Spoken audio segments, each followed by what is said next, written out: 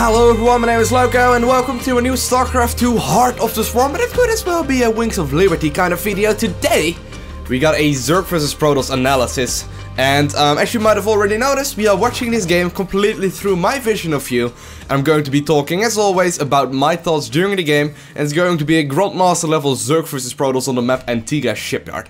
Now we got all the formalities out of the way. Let's talk about the things that we are going to be focusing on in this game. Now, I can already tell you, right now, this guy is going for an Gateway All-in kind of play. Now, there are a few variations of the Gateway All-in, and of course we are going to talk about those as well.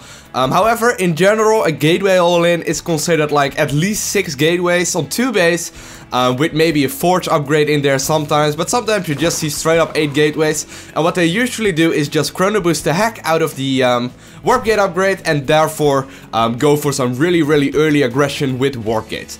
Now, obviously the one thing that the Protoss will need 100% of the time is a proxy pylon to warp in from. Now, there are a few tells in the game that can help you out to figure out if your opponent is going for such a play, or if they are gonna go for something like robotics facility, or if they want to go for something like a really quick third base.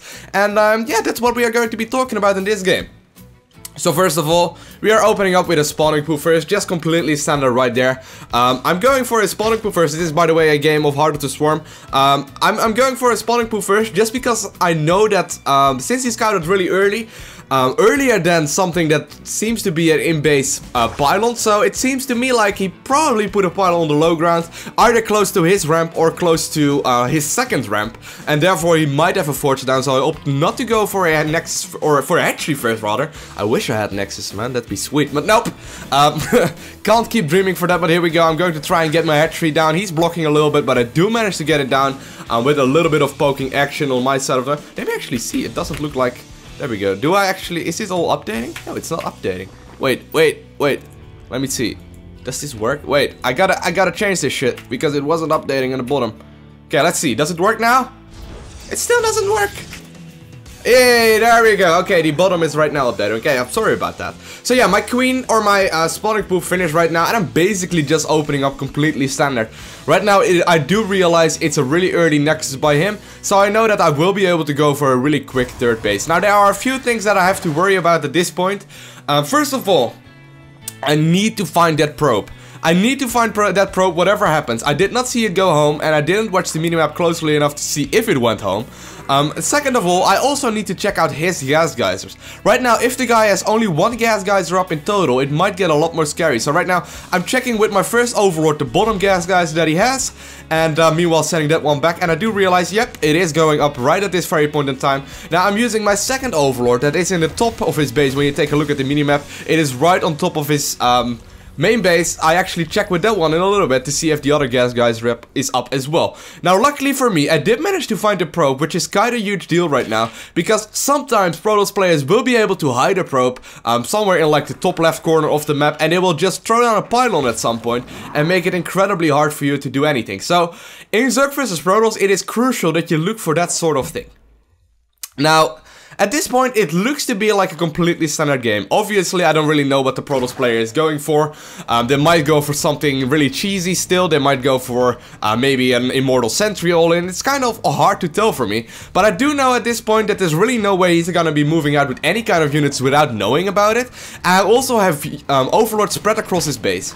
Meanwhile, on my side of the map, however, I just know everything that is going on. And as you can see right there as well, I saw a chrono boost going down on the Nexus. Now, that is the first indication that can make it a little bit more obvious for you what is going on. Right now, I know there are 2 gas geysers going on. I know he's chrono boosting his Nexus right there, so I know it's not gonna be something that like ultra quick, so I can just drone up as hard as I can. Right after hitting the 44 supply mark at the 5 minutes and 50 seconds, I decided to go for double gas geysers. It's just completely standard. I made a lot of videos about the Zerg vs Protoss build order, and it's a relatively easy build order to follow. However, the crucial part of the map that we take a look at right now, which is completely like important when you want to play versus any kind of Protoss, is the overlord that is behind his 3rd and 4th gas geyser. It is across the map right now. It is perfect right there, and I'm actually poking in with it right now, and I see there's no gas geysers being up right now. Now, let me give you a few timings. If the Protoss takes double gas around 6 minutes, it usually means it's gonna be something cheesy. However, I don't see anything right now. It's 7 minutes and there's no gas geysers being taken. So the first adjustment that I make to my normal build order is going for zerging speed before a lair. I got my Overlord at the, I got my Roach Warren at the standard timing, but right now 7.5 minutes, I still do not see a gas geyser going up for him at this 3rd and 4th gas geyser, and I know something cheesy must be up, so I fly in one Overlord to check out what is going on, but since there's no gas geysers up whatsoever, and since I right now see the probe going up right now, I know it's 100% of the time going to be some kind of Gateway Allin. He simply will never have the gas for any kind of Dark Templar or Stargate or whatever kind of play, and I also notice there are a bunch of gateways on the map right now. So what I'm going to do, since I went for a Roach or Zerging speed first before going for a lair, I will have Zerging speed much faster than I usually will, and I will also start making non-stop units right now. I'm not going to be making any drones because the only thing that is on my priority list right now is stopping this little push. So basically right now, I'm trying to buy as much time as I can. I will never ever want to engage off creep, unless like I know it's gonna be a free kill. But as soon as I get the free kill, I'm going back once again. Now, at this point, the only thing that I need to do is defend this. That's the only thing. Like, that's the top priority right now. As long as we make Zerglings, as long as we make units, and as long as we just make stuff, I know that I will eventually win. Now, since I'm actually stacking up quite a bunch of minerals, I do decide to go for the Roach Warren, or for the Macro Hatchery, and I'm also getting Roach Speed really quickly. Now, at this point, there's no freaking way he's ever going to go for any kind of for 3rd base anytime soon, right? The normal 3rd base timings for Protoss is around 9 minutes, 9.5 minutes, and as you can see, we already passed that right now, and I have an Overlord spotting his 3rd base, so I know this guy is going to invest a lot into this push. Now, I also noticed that he did take his 3rd and 4th gas geyser, so he's not putting all his eggs in one basket, and there we go. I actually do manage to defend this without any kind of problems whatsoever. Now, this is just the first part of the all-in, really. But it is the most crucial part. He sacrificed a lot of economy to do this, and the one tell that it gave me was that there were no gas geysers up for him at his natural base at the 7-minute mark whatsoever. If they want to go for some kind of immortal play, they definitely want to get it before 7 minutes already. But if there's no gases up at 7 minutes, you can assume there's going to be a lot of gateway aggression. Now at this point, it gets a little bit scary for what I'm supposed to do. So what I'm going to try and do is actually break him. I do notice that there is going to try, or that he is going to try and go for a really greedy 3rd base, and at this point I feel like I should probably try and beat him quickly, because I know I will have an advantage economy wise, and I will simply be able to outproduce him since I'm on 3 base versus only 2 base. However, I can't overcommit to this. If I lose all these army to like really good force fields or whatever, it becomes incredibly hard to do anything. But since the guy isn't going for any kind of sentries, I know that his army will have a lot of DPS in there. So what I decide to do, since he's most likely not going to transition into like Colossus anytime soon, I do decide to go for a Hydralisk Den relatively early on, and I also decide to just get a console on that 3rd base of his. Now, the one crucial thing that I have to do right now is actually take another base. Since the guy is trying to get a 3rd base up himself, I will be able to blind counter that 100% of the time by simply having a 4th base up myself. Now, I am stacking up quite a bunch of minerals, so I could be doing that right now, but right now I'm also starting the Hydralisk production, so it is not on top of my priority list. Oh, there we are. I actually do decide to take out the 4th base right now, but at this point I do not want to overcommit. That is one of the risks that you can take, because economy-wise, Protoss can do just pretty much, yeah, Protoss can do a shit ton of units just off of 2 base, so I don't want to overcommit to it, especially considering I'm taking a 3rd base right now, or a 4th base rather.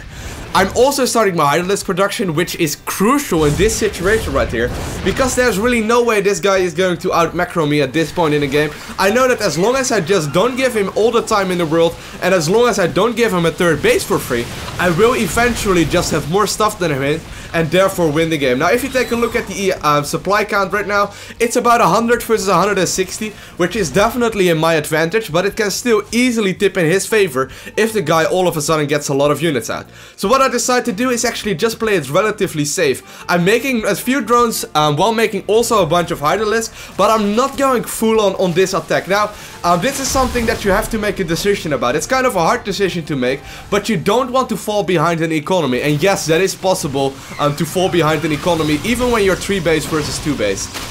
Right now, I'm basically just trying to force all the energy out of the mothership core, and since I have hydralisk in my army composition, it's going to get so much easier to do anything. I'm also flying an Overseer in his base to see if there's any kind of really quickly robotic facility, so he's gonna go for any kind of super quick Colossus right now. But as you can see, he's still holding on quite nicely. It is still 90 supply versus 150 right now. I'm still using more Hydralisk and more Zerglings right now though, and my Hydralisk speed, or my Hydralisk range rather, is about to be finished. However, even though I have the opportunity to start making a run for my money right now and getting a lot of, or like getting a pretty easy win, I still decide to make one big round of drones for my gold base and actually getting some drones mining over there, because it will just give me the nail in the covering that I need to really get this game tipped in my favor. Now, at this point, I know there's really no way that's gonna lose that game, but it all got back to the point where I actually managed to hold his all-in with the gateway aggression. And the way that I did notice that there was an all-in coming with gateways is because I saw no gas guys up whatsoever at the 7-minute mark, and he was also like playing a little bit strange. So here we go, he's going to rage quit a little bit, talk a little bit trash, and he leaves the game. I want to thank you guys all for watching. Hopefully you learned something, especially about dealing with gateways all in, or gateway all-ins. And I want to thank you guys all for watching. Have an awesome day. Don't forget to hit the thumbs up and the favorite button if you enjoyed the video. And as always, have an awesome day. Don't forget to smile, and I'll see you again. Bye!